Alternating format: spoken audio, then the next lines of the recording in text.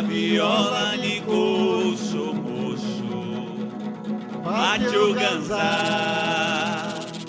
No repique da viola, nossa história vou contar.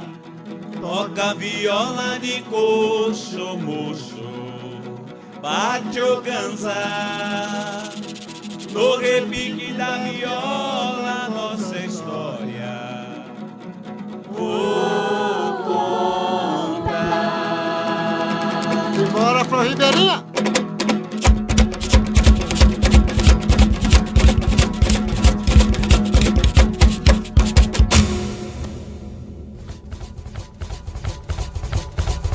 Nandaia, Nandaia, vamos todos Nandaia. Seu padre vigário venha me ensinar a dançar. Nandaia, Nandaia, vamos todos Nandaia. Seu padre vigário venha me ensinar a dançar. Põe essa perna, Se não servir essa, põe essa outra. pra senhora moça, Rodeia, rodeia, rodeia. vai ficar de joelho. Palma na cintura. Faz uma misura.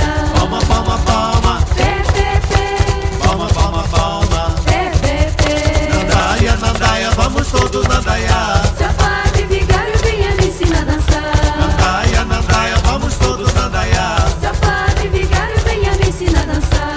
Põe essa perna, Se não servir essa, põe essa outra. pra senhora moça, Rodeia, rodeia, rodeia. vai ficar de joelho. Põe mão na cintura. Faz uma misura. Palma, palma, palma. Pé, pé, pé. Palma, palma, palma. Vai, pé, pé, pé. Bom, a gente está dançando Siriri, que é uma dança do Mato Grosso, né? Mas a gente ainda está em processo de pesquisa, porque à medida que a gente vai encontrando mais informações, a gente vai acrescentando mais passos à dança. Nosso grupo de dança existem mais de 10 pessoas, porém no festival só 8 poderão dançar. Mas está sendo interessante porque todo mundo do grupo está tendo a oportunidade de conhecer a dança e dançar. Toca viola, toca tamborim. Eu quero ser tradicional do pra dançar. Vai, toca viola. É mostrando como o gado saía daqui, ia lá para o Mato Grosso e como os vaqueiros festejavam utilizando essas danças. Por isso a gente vai começar a dançar com o reizado, que é uma dança daqui do Ceará, e terminar com o Siriri, que é lá do Mato Grosso.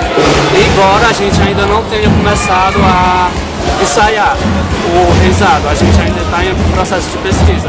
Mas o interessante, a gente achou interessante começar com o Siriri, porque é uma dança que a gente realmente não conhece, e não é do nosso estado.